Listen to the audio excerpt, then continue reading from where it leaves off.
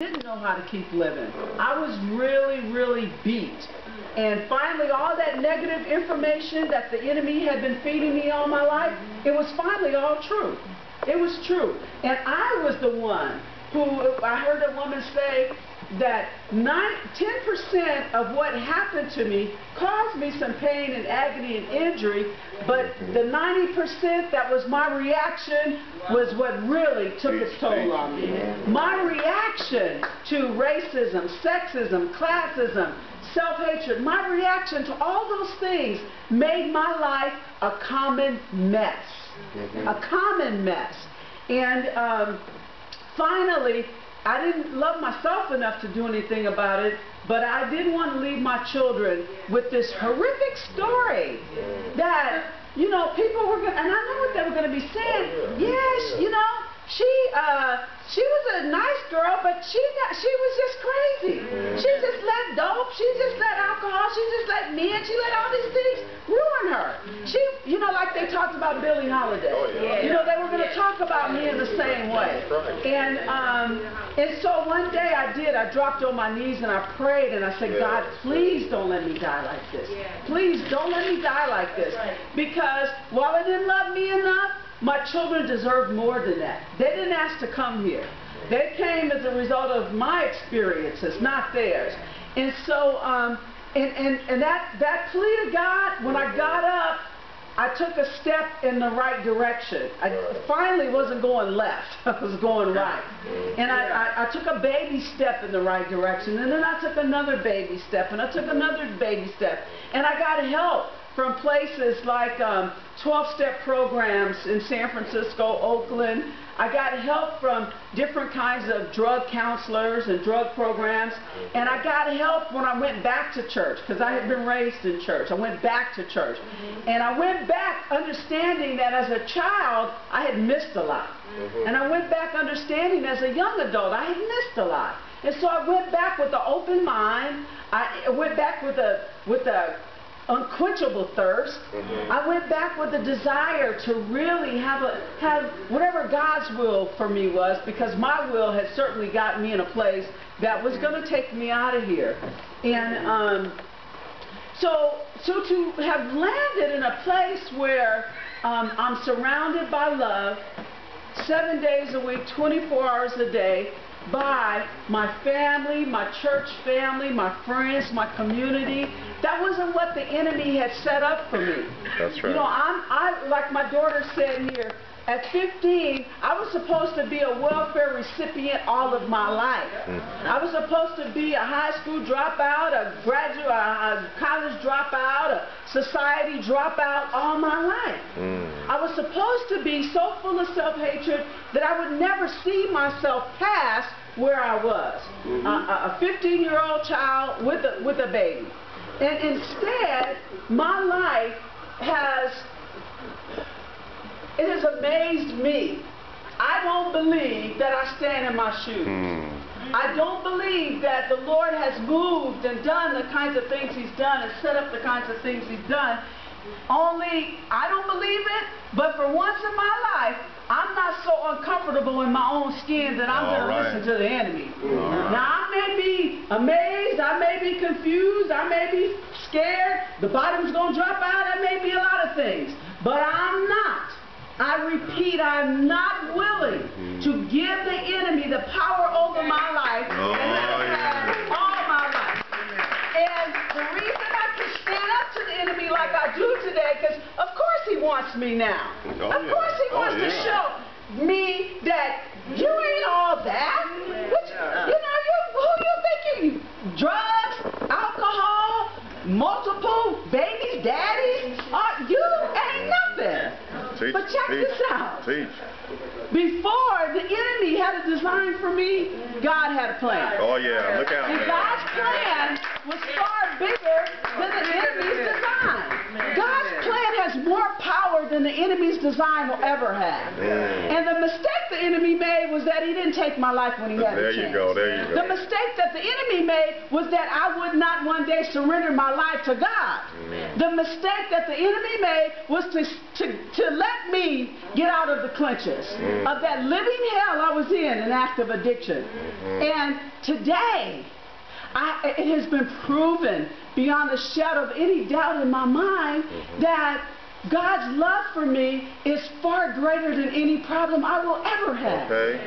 Any problem I've had and any problem I will ever have. And the confirmation is if my ancestors could survive that trip, and I say this all the time, if in fact, and it is fact, that the story of Jesus Christ is the greatest story ever told. That's fact. The greatest story ever told. That's the fact. And in that same respect, the story of African human beings surviving that trip is the most amazing story ever told. I stand in amazing grace, amazing love, amazing power and mercy and forgiveness. I forgive everything and everybody. And so, you know, I took the, like I said, I took the tape to Texas with me, and I played it. We played it for everybody in my family over and over and over. Me and my daughter was able to mouth everything everybody said. We played it so much. And she kept looking at me, and this is why I could not take my own life. She kept looking at me saying, "Mama, can you believe that people love you like they do?" She said, "Mama, this is amazing that you would be somebody that people admire so much. Mama, you have affected so many people's lives in such a positive way. Mama, do you know who you are?" And all I could do was sit there and cry and say, "No, I'm still struggling, honey. I'm still struggling." And I know that God wants my heart humble. He wants my heart open and committed. But He doesn't want me, this would be a perfect time for me to get confused. This would be a perfect time for the enemy to set me on a path of destruction. And so because there's, you know, I'm like the stockbrokers now. I ain't throwing no love away. I ain't throwing no love away for no reason whatsoever. I'm not going to cheat myself of the love I have to offer. I'm not going to cheat. I'm not going to deny loving every single human being I come in contact with for just the sake that I'm here to love. Because love is what's going to heal this world. Hate has done all the damage it can do, and we see what it can do. It can wipe us out. There's one button on a nuclear bomb that can set this whole place ablaze. That's what hate can do. There are children right now dying from starvation because of hate. Not because the parents don't want to feed them, because of hate. There's thousands and thousands and thousands of pounds of drugs and alcohol and guns directed at every neighborhood in this country that have people who look like me. Every single one. Why? Because there is a force that doesn't want me here. There is a force that doesn't want me to honor, respect, and admire and promote the gift of God's love. There's a power that wants me to be so confused that I don't know God really. That I be so confused I walk around saying there's no God.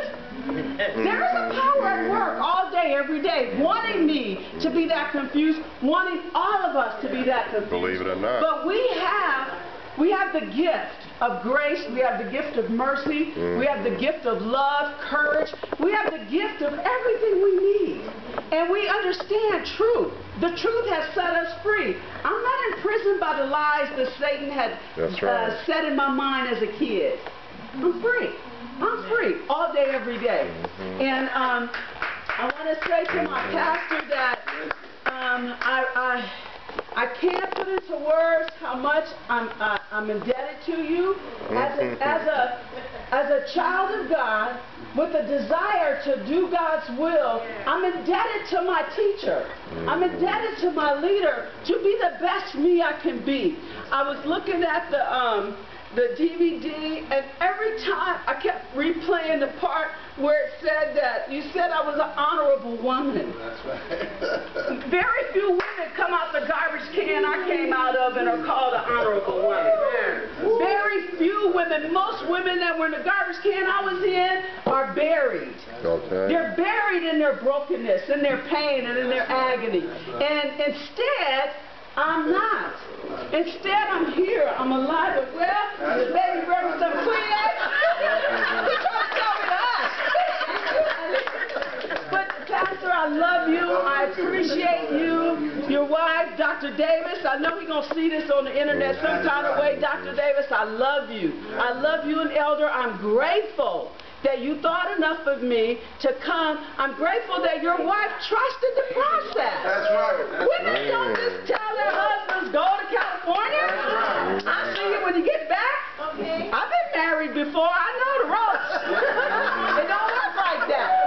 You know, but instead, because I'm an honorable woman, that's what happened. And so I thank you, Dr. Davis. I thank you, Elder Davis. And we are encouraging you to hurry up and come back, both of you guys. To hurry up and come back. And I want to say to all of my sister Tika, my sister Lady B, you guys did such a beautiful job. You guys did such a beautiful job. The whole program was just beautiful. It was beautiful. Lord, when she said, yeah, Sister Thomas told me some people left in Africa and I'm going to find out.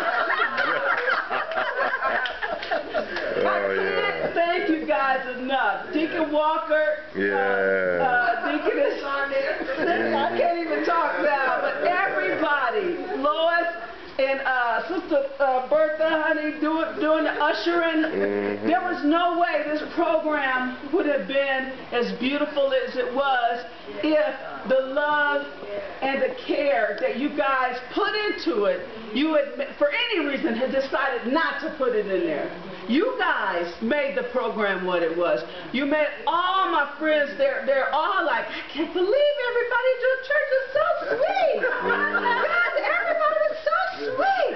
Oh, they're so good. And they're all beautiful. They're all beautiful. You got a church full of beautiful women. You know, the men, you guys are okay too. But everybody said, God, how y'all have all the pretty people in one place? Oh, no. But I just want you guys to know in my heart of hearts, I'm forever, ever eternally grateful to the love and the care and the compassion that you put into the program, that you give me every day, all day, and I will spend the rest of this life making sure that my appointment as a result of our pastor and the commitment from you guys, I'm going to spend my life making sure that I don't embarrass, I don't make nobody shame, and I don't make nobody feel like, oh, Lord, wait, what's wrong with her? I make that commitment to my Lord and Savior, Jesus Christ, and to all of you.